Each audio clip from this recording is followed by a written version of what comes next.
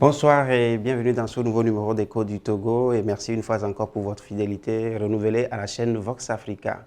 Ce nouveau numéro d'Écho du Togo place au centre du débat la presse togolaise. Alors quoi de plus normal, quoi de plus logique d'en parler avec des confrères en studio. Je commence par ma gauche où j'ai Monsieur Loïc Lawson qui est le patron du journal Le Flambeau des démocrates. Il est également le président, en tout cas le patron de l'UPF Togo, l'Union de la presse francophone. Monsieur Loïc, bonsoir. Bonsoir Roger, bonsoir aux téléspectateurs de la Vox Africa. Alors à ma droite, j'ai également un confrère. Je vous l'ai dit, c'est tout à fait naturel de parler de la presse togolaise, rien qu'avec des confrères. Et donc j'ai à ma droite M. Ambroise Dagnon, le patron de Courrier d'Afrique.net. Salut Roger. Salut, ça va? Oui, bonjour à tous les téléspectateurs de Vox Africa et c'est un plaisir pour moi de me retrouver sur ce plateau pour la première fois. Et surtout avec Loïc Lawson, le patron de l'UPF, pour effectivement parler d'un problème domestique qui est donc les problèmes de la presse togolaise. Donc nous avons tous notre patron à nous ici. Oui, tout à fait. C'est pour cela que j'ai préféré démarrer par le patron. Alors je pense que vous avez tous vu cette une de Ferdinand Haïté, du journal de Ferdinand Haïté, le journal alternative de Ferdinand Haïté, qui disait à sa une, je cite fidèlement, les téléspectateurs aussi pourront également constater cela sur leur écran, des millions pour la presse internationale, 3 points de suspension, la presse locale se meurt. Eh bien, je voudrais quand même essayer de lire quelques extraits, essayer de planter le décor, essayer de résumer cela aux téléspectateurs pour qu'ils comprennent exactement de quoi il sera question dans ce numéro. Alors, le journal de Ferdinand Haïté, avec cet article qui a été écrit par Nani Galé, écrivait juste en début, Honoré Blao ne dirige plus la maison de la presse. Son contrat est fini et au terme de 6 mois d'intérim, il a déposé la clé. L'institution est dans un état en délabrement. Pendant ce temps, le régime paie à coups de millions des pages dans le journal Jeune Afrique. Ça, c'est juste le début. Et le journal continue en réalité en exposant que la presse togolaise ne bénéficie pas du tout du soutien du gouvernement togolais. Et le journal nous dit également que de 100 millions, l'aide de l'État à la presse est passée à 75 millions. Alternative nous apprend que, comparativement à d'autres pays, que la presse togolaise n'est pas du tout soutenue. Et Alternative nous apprenait même que l'aide de l'État à la presse dans certains pays avoisine les 1 milliard ou même dépasse les 1 milliard. Alors Alternative s'est amusé également à comparer la maison de la presse sénégalaise à la maison de la presse togolaise, où le journal nous dit en fait que quand vous voyez la maison de la presse sénégalaise, c'est un bel immeuble, alors qu'au Togo, c'est une petite villa. Monsieur Loïc Lawson, est-ce que vous pensez que la maison de la presse togolaise est à l'image de la presse togolaise en réalité?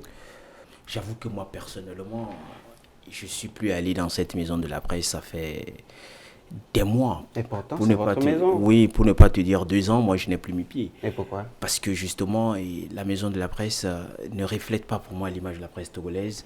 La maison de la presse au Togo me fait, pour ne pas te dire, cacher la vérité, ça me rend mal chaque fois que je vais parce que c'est même pas une villa. C'est même pas une villa à mon avis. Ce bâtiment est complètement en lambeaux. Et dire qu'il héberge la presse internationale, j'ai dit c'est assez... Et la presse nationale, j'ai dit c'est assez grave.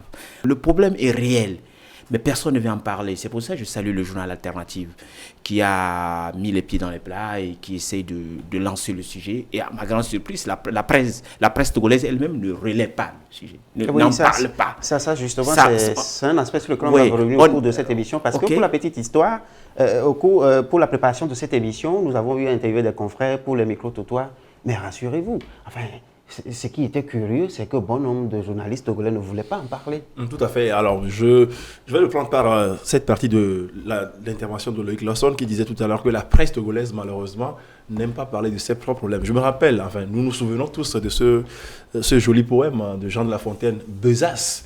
Le créateur nous créa Besacier, il fit pour la poche de devant les défauts d'autrui et pour nos propres défauts, celle de derrière. C'est-à-dire que la presse en général, et surtout dans notre pays en particulier, préfère parler des problèmes qui concernent les autres. On dit dans mais jamais de ses propres problèmes. Voilà. Selon le journal, le gouvernement togolais méprise la presse. Est-ce que vous pensez aussi que c'est du mépris? Moi, je dirais que tout est fait. En tout cas, c'est mon analyse personnelle, c'est un constat que je fais. Je peux me tromper, mais je doute fort que je puisse me tromper sur cette question-là. J'ai l'impression que tout est fait volontairement pour que les journalistes togolais soient dans les dénûments, que les journalistes togolais soient, soient dans le manque, qu'ils soient dans des difficultés, Parce que vous savez, quand ceux qui nous dirigent, hein, pour moi, ceux qui dirigent ne sont pas nécessairement ceux qui sont aux affaires politiques, mais ceux qui sont également aux affaires économiques. Voilà, tout est fait, ça c'est encore une fois mon point de vue, tout est fait de sorte à ce que les journalistes togolais puissent souffrir. Parce que quand le journaliste souffre, ou quand le peuple souffre, y compris les journalistes, vous les mettez donc dans une situation de mendicité. Vous les mettez dans une situation de... Vous voulez dire que ça sert le pouvoir en place de voir les journalistes souffrir? Je ne parle pas nécessairement du pouvoir en place. Ça sert les acteurs politiques, qu'ils soient du pouvoir ou de l'opposition. Parce que, vous donc savez, l'opposition aussi n'est pas épargnée dans cette affaire-là. pour la maison de la presse, ça ne concerne pas l'opposition. Mais Donc moi, je vais au-delà de la maison de la presse. Justement, la presse de façon les générale. conditions des journalistes togolais en général, parce que quand, par exemple, on parle de la liberté de presse au Togo, dites-moi, lorsque les droits des journalistes sont violés au Togo, que ce soit l'opposition ou le parti au pouvoir ou la mouvance présidentielle, dites-moi, à l'Assemblée nationale, par exemple, quels sont les députés qui reviennent sur ces sujets-là pour dénoncer ces situations-là? C'est des cas que l'on voit assez rarement. Les journalistes sont là. Je me rappelle que lorsque je faisais mes premiers pas dans ce métier, mon premier directeur dans le média où j'ai travaillé pour la première fois, nous disait ceci. Il dit, les hommes politiques, ils ne vous inviteront jamais dans leur monde. Vous n'êtes pas leur ami en réalité. Vous n'êtes que des instruments dont ils se servent pour aboutir à leur fin. Et lorsqu'ils vous auront pressé comme du citron, ils vont jeter le zeste. C'est ce qu'ils font. Et donc, il faut que les journalistes eux-mêmes comprennent cela pour savoir qu'en réalité, ce ne sont pas les acteurs politiques qui viendront régler nos problèmes pour nous. Alors, quand on voit Loïc Lawson, par exemple, à la tête de l'UPF, je me dis, mais bravo, déjà cette semaine, vous allez voir Loïc Lawson qui a, à la tête de l'UPF Togo, même signé un communiqué pour dénoncer l'assignation en justice d'un confrère, d'un journaliste togolais par un acteur politique. Vous voyez, c'est des choses qui sont assez rares. Il faut reconnaître qu'il a pris la tête de l'UPF, ça ne fait pas encore très longtemps, mais il fait déjà. Alors quand vous prenez... à peine un mois, oui, mais il fait quand même des choses formidables. Quand vous prenez nos organisations professionnelles de la presse, quels sont ceux qui les incarnent? Quels sont ceux qui sont leurs premiers responsables? Moi, je suis désolé de voir, par exemple, je ne veux pas citer de nom, mais des organisations de presse qui ne sont là que pour peut-être lancer des ateliers de formation des journalistes en période électorale, des ateliers ou des campagnes pour vulgariser ceci ou cela. Alors que mon problème, je n'ai pas l'intention de donner de nom, mais Roger, si vous comprenez, enfin, si vous avez des exemples, il n'a pas l'intention de donner le nom. Mais est-ce que le terme mépris utilisé par Alternative, c'est pas trop fort ou vous pensez que... Non, c'est pas trop fort. C'est pas très faible. C'est pas trop fort. Et tout ce que Ambroise développe jusque-là, j'ai dit, c'est totalement vrai. Mais recentrons aussi un peu le débat. Vous savez, ce qui arrive aux journalistes togolais, aux médias togolais, le premier responsable, c'est pas forcément les politiques à ce qui nous jetons. Ceux qui aujourd'hui nous jettent, c'est d'abord les journalistes eux-mêmes, les responsables des médias, les responsables des associations. L'Alternative a fait sortir cet article. Qu'est-ce que les responsables d'associations font? Quelle démarche ils mènent? Rien. Quand un journaliste est en difficulté, qu'est-ce qu'ils font? Rien. Ils te diront qu'ils font de la diplomatie de couloir. Pendant ce temps, le journaliste est en difficulté à la justice ou a des problèmes et on te dit on est en train de faire diplomatie de couloir ou que le journaliste même ne nous a pas saisi quand il est en difficulté. Une organisation de presse se doit de s'auto-saisir elle-même et par principe déjà de réagir pour apporter un soutien aux confrères, quitte à ce qu'après on puisse entre nous laver le linge sale. Donc vous dessinez un schéma dans lequel on se retrouve dans une Moi je pense sincèrement la responsabilité d'abord incombe aux journalistes et aux médias togolais. Quand on a une maison de la presse pareille, alors que quand on va à Dakar, Abidjan, je ne sais pas, Cotonou, on voit des grands immeubles, c'est parce que les responsables des médias que nous sommes, on n'a pas fait notre boulot. C'est parce qu'on pense, comme disait Ambroise, certains pensent qu'en étant ami à telle politique, à tel ministre, je ne dois pas dénoncer certaines choses. C'est ça qui amène cela. Récemment, le Togo a organisé le forum Togo, Union européenne. Et justement, par rapport à ça, la polémique a encore pris de l'ampleur. Ambroise en sait quelque chose, il nous en dira certainement. J'en sais beaucoup de choses d'ailleurs. Absolument. Eh bien, on a organisé cela. Et quand ça a été organisé, la presse s'était plaint qu'en fait, on ne les a pas associés. La presse locale, qu'on a essayé d'inviter les journalistes à l'international.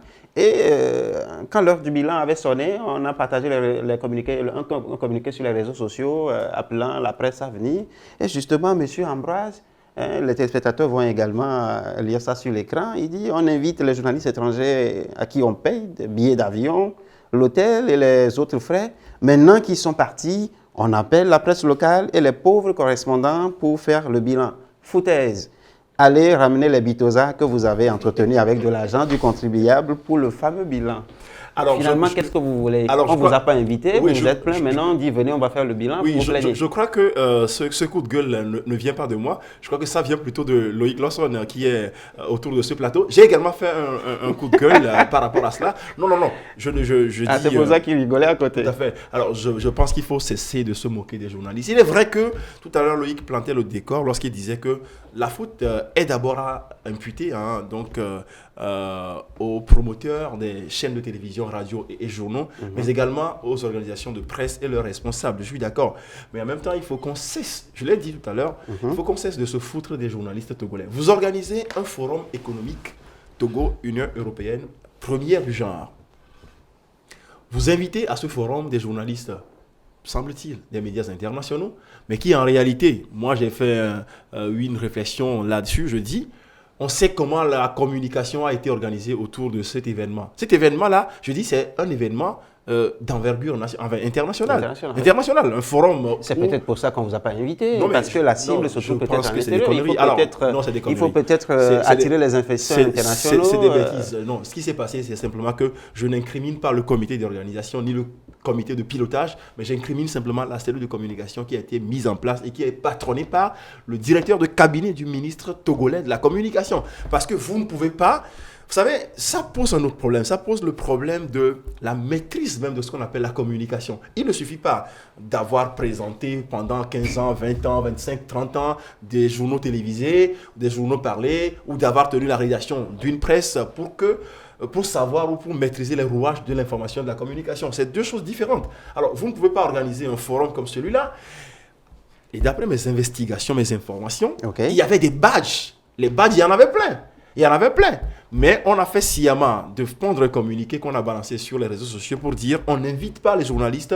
Et on ajoute même ceci, l'accréditation ne vaut pas signature de contrat et aucune facture n'allait être acceptée.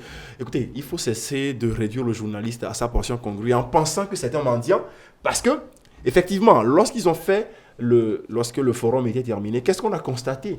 Ces journaux-là qu'on a invités à Lomé avec des journalistes qui sont logés donc dans des hôtels 5 étoiles, à qui on a offert un séjour paradisiaque et qui ont fait la bamboula à Lomé en réalité, parce que la plupart justement de ces journalistes-là sont à Lomé. Ce ne sont pas des journalistes d'une quelconque presse internationale. Je peux même vous dire que des gens se sont présentés avec, pas des badges, mais ont émargé, d'accord, pour des journaux pour lesquels ils ne travaillent pas. Ah bon? Ça, vous ne le savez pas. Ils sont dans des hôtels, ils ont mangé avec leurs copines, ils ont fait cela. Maintenant, malheureusement pour eux, à part quelques 2 ou 3 médias internationaux, dont je préfère taire les noms, aucune trace de ce forum-là ne figure dans aucune colonne. Et c'est pour cela, justement, je finis. C'est pour cela, justement, qu'on a rapidement pensé à un plan B qui consistait à organiser une conférence de presse à laquelle il fallait inviter le plus grand nombre de journalistes. Malheureusement, il y a des gens comme Loïc Lawson, des gens comme Ambroise Dagnon qui ont déjà dit il faut boycotter cette conférence de presse-là. Mais là, ceux qui ont eu le courage d'aller à cette conférence de presse n'y sont pas allés de gaieté de cœur, ni pour répondre favorablement à l'invitation. Ils y sont allés pour exprimer leur mécontentement à ces messieurs et dames-là qui se foutent de nous. Et dans la salle, le jour-là, qu'est-ce qui s'est passé? On a vu comment certains journalistes ont posé des questions pertinentes au directeur de cabinet du ministre. Parlant de certains journalistes, je souhaiterais également que nous regardions un peu ce que pensent les autres confrères en dehors de ce studio. Notre correspondant Steve Midjola a promené son micro et suivez plutôt. Je crois que pour un événement international qui vient donner un coup de pouce au plan national du développement, c'était quand même important. Peu importe la carte de presse, on pouvait quand même trouver une formule pour permettre aux médias locaux de venir couvrir. C'est quand même, il pouvait avoir cette formule-là. Bon, moi je me dis que bon, peut-être qu'il y avait aussi ce manque de volonté parce que on peut pas tout conditionner pour une carte de presse. C'est vrai que quand même, malgré que les personnes, malgré qu'il y ait une exigence de carte de presse, le journaliste peut montrer d'autres preuves qui prouvent qu'effectivement il travaille dans une rédaction. On a été scandalisés de voir que les choses étaient carrément autres sur le terrain. On ne peut pas comprendre que la presse togolaise, qui est censée plus vulgariser ce forum Togo Union européenne, soit mise en quarantaine. Et que sur le terrain, on constate que les photographes qui sont censés venir faire leur business sont plus privilégiés que les médias nationaux eux-mêmes. C'est quand même scandaleux de voir que le gouvernement puisse nous prendre en piètre estime jusqu'à ce point-là. Et il faut voir la manière dont les collaborateurs de ce forum, à qui on a confié la communication, traitaient les confrères qui étaient là, comme s'ils étaient des indésirables, comme s'ils n'avaient pas leur place à ce forum-là. Mais c'est quand même scandaleux et ça fait encore plus mal dans la mesure où celui qui est censé conduire la communication de ce forum est un journaliste. Cela a été toujours le cas au Togo. On privilégie les journalistes internationaux au détriment des journalistes locaux. Je pense que ça vient des organisateurs. On n'estime pas, nous qui sommes sur place, on préfère appeler les journalistes de l'international et on les déplace à coups de millions, tout frais payés dans les hôtels et autres, et se tapent des filles ici. Je pense que cela doit cesser parce que bien avant, 3 jours avant le début de ce forum, il y a les organisateurs qui ont répondu un communiqué appelant les journalistes à venir prendre leur badge et avertissant ces mêmes journalistes de ne pas produire de factures pour les prestations qu'ils auront à faire au cours de ce forum. Et ma foi, c'est désolant, c'est désolant.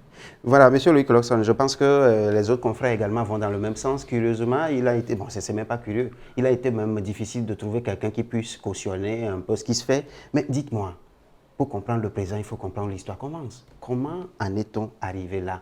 Qu'est-ce que la presse a fait au gouvernement togolais? C'est ce qu'on a dit plus haut. Je crois que c'est quelque part parce que les responsables des organisations de presse et les journalistes eux-mêmes ne se sont pas respectés et se sont laissés faire. Malgré tous les efforts faits par des uns ou les autres, mais c'est-à-dire l'essentiel du boulot n'a pas été fait.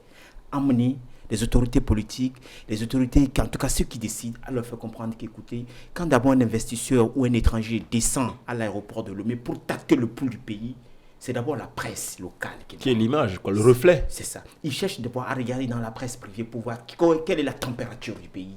Qu'est-ce qu'on dit? Mais la plupart de la presse locale est souvent très critique vis-à-vis du gouvernement. Non, je dis, quand il est... à renforcer les gens qui le critiquent? Non, je viens.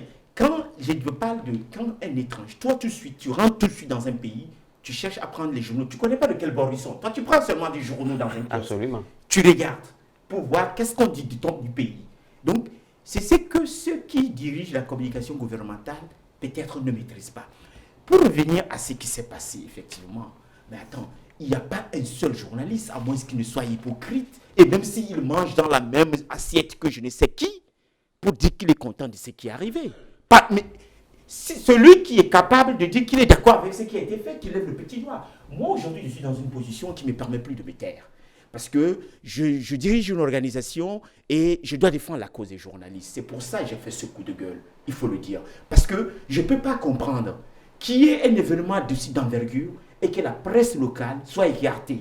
Parce qu'on sait que le problème de la presse, de la carte qui a été posée, carte de presse qui a été posée en réalité, ce n'est pas les journalistes qui ne veulent pas prendre la carte. C'est au niveau de la HAC qu'il y a le problème. Parce que les journalistes font des demandes, ça traîne. Moi, dans ma rédaction, des gens ont fait des demandes, ça fait plus de 6 mois, ils n'ont pas eu cette carte-là. Mais je ne peux pas comprendre que, par exemple, au Flambeau des démocrates, j'ai consacré 2 manchettes au forum. Je dis bien 2 manchettes au forum. Il n'y a pas de facture à envoyer, à rien, parce qu'on est patriote, on aime notre pays, on veut que ça marche. Et que le jour du forum, on me dise que ceux que je vais envoyer ne peuvent pas rentrer parce que les médias internationaux sont privilégiés.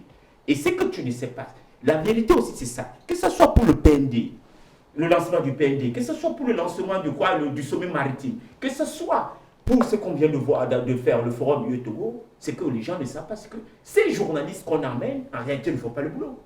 Oui, c'est nos amis. Parce que moi, j'ai reçu avec certains qui m'ont dit, mais lui, chez vous, il y a de l'argent. Ah bon? Parce que quand ils retournent à Paris, ils n'ont pas le pouvoir dans leur rédaction de passer l'élément.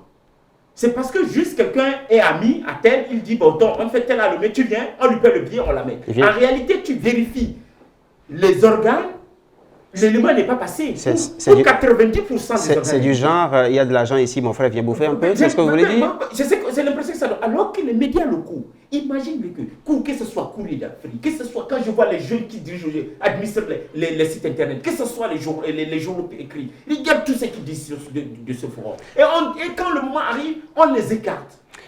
On ne leur donne rien. Je dis bien 2 manchettes consacrées à ce thème. Mais quand nous prenons... Avant ta question, j'aimerais prendre une partie un élément de l'intervention de Loïc quand il parle de la carte de presse. Moi, je pense que, vous savez, nous tous, on a été à l'école. Hein. On a été à l'école, nous ne sommes pas des juristes, mais nous avons été à l'école. On a quand même quelques bribes du droit.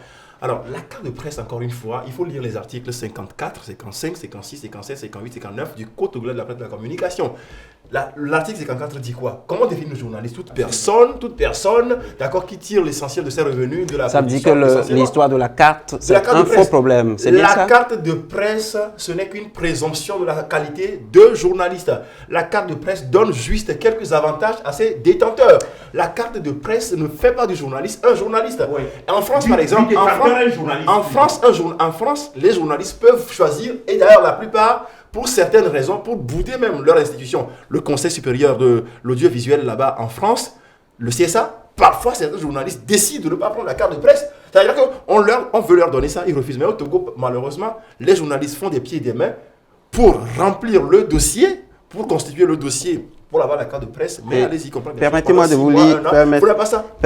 vous lire ce passage du PND qui contraste un peu avec ce que vous dites, parce que quand on lit le PND, on sent quand même que le gouvernement togolais prend en compte les préoccupations de la presse. Le PND l'extrait dit « Le développement de l'économie repose également sur le développement de la communication et de l'information. Pour le gouvernement, il s'agira de créer un cadre propice à la professionnalisation et la diversification de l'offre médiatique de qualité en s'appuyant notamment sur les médias privés. Oui. C'est écrit dans le PND. Surtout, j'avais déjà eu à tweeter là-dessus, parce qu'il y a eu déjà une bourde à l'époque qui n'a pas pris ou n'a pas respecté les journalistes, et j'ai rappelé ce passage dans un tweet pour leur dire, écoutez, attention, dans le programme, vous avez dit que la presse privée ou la presse va avoir, en tout cas, sera considérée, mais que vous ne le faites pas. C'est aussi ça la réalité dans notre pays. Nous, tout ce que nous disions, c'est que désormais, le pays ne s'arrête pas là. Ayez du respect pour la presse et surtout la presse privée. Et laissez la presse privée se faire son travail pour vous aider, parce que nous, notre pays, on connaît l'image de notre. On sait que notre pays, on ne peut pas le jeter en pâture. Mais si vous ne nous permettez pas d'avoir accès à l'information comme il se doit, ou si vous avez besoin, c'est quand vous avez seulement besoin de nous pour certaines choses futiles, que vous faites appel à la presse, je dis il y a problème. La presse, les institutions comme la présidence de la République, la primature et tout ce qui suit, ils doivent être les premières à respecter la presse locale. On doit arrêter de penser que les journalistes, leur chanson c'est quoi? Que ce soit des ministres ou des trucs, que c'est des mendiants. Qui les a rendus mendiants? En quelques secondes, le président de la République, si jamais il nous suivait en ce moment, qu'est-ce que vous avez à lui dire directement? C'est l'occasion ou jamais? Lui dire par rapport au PND? Par rapport à la presse. Par rapport à la presse togolaise, oui. Monsieur le Président de la République, en 2008, je me rappelle très bien, et le 21 août précisément, ma mémoire encore est fraîche, vous avez organisé une rencontre informelle avec 32 journalistes, y compris moi, à bâton rompu, nous avons discuté des problèmes de la presse togolaise, qui est une occasion J'ai dit très quelques rare. secondes. Oui, alors ça se passe au Ghana, ou même en RDC, l'ancien président Joseph Kabila, que l'on qualifie de dictateur, offre cette tribune aux journalistes congolais qui viennent parler des problèmes congolais avec lui. Pourquoi pas Faure Gnassingbé? Ce n'est pas à Londres ou en Allemagne que Faure Gnassingbé va trouver ses automatismes de grand communicateur, mais il peut le faire aussi avec les journalistes congolais. Monsieur Loïc Lawson, vous voulez inviter Monsieur Faure également à parler très souvent avec sa presse? Non, mais tu ne peux pas imaginer combien de fois j'ai fait le couloir en disant à ses conseillers, écoutez, organisez quelque chose quand même, pour que le président puisse écouter la presse en bâton rompu de manière informelle. Mais j'ai compris qu'on ne veut pas le faire parce que les journalistes parlent beaucoup, ils vont dire des choses au président qui ne sait pas. Ou bien sur lesquels des conseillers ont dit d'autres choses. Tout à fait. L'entourage est mauvais. Oh là là, nous arrivons malheureusement au terme de ce débat. L'entourage est mauvais. Mais si ils ne diront pas. Que je dis un mot, il faut aller vite parce que le temps passe vite. il faut aller vite parce que le temps passe vite. Parce que le temps des Côte-Togo aussi est passé vite. Oui, ça donc, passe il très faut vite que j'ai finir. peur qu'après 2022 qu'on soit là et qu'on n'atteigne même pas les objectifs à 50%. Parce que n'oublie pas que 2020 est une année électorale, on sait ce que c'est que les élections au Togo. Ça va être, le PND va être mis sous éteignoir et toute la... Merci beaucoup à vous, chers confrères. C'était vraiment très chaleureux. J'avais à ma droite M. Ambroise Pondio du site Ambroise Dagnon. Ambroise Dagnon du site courrierdafrique.net. Les deux sont bouillants. Oui, les deux sont bouillants, oui, c'est ça. Donc, c'est normal de les confondre par moment. Donc, à ma gauche, j'ai le patron de l'UPF, section Togo, l'Union de la presse francophonie également, le patron du journal. Le flambeau des démocrates. Mesdames et messieurs, nous sommes arrivés au terme de ce débat que nous aurions aimé prolonger, mais on se retrouve la prochaine fois. Merci.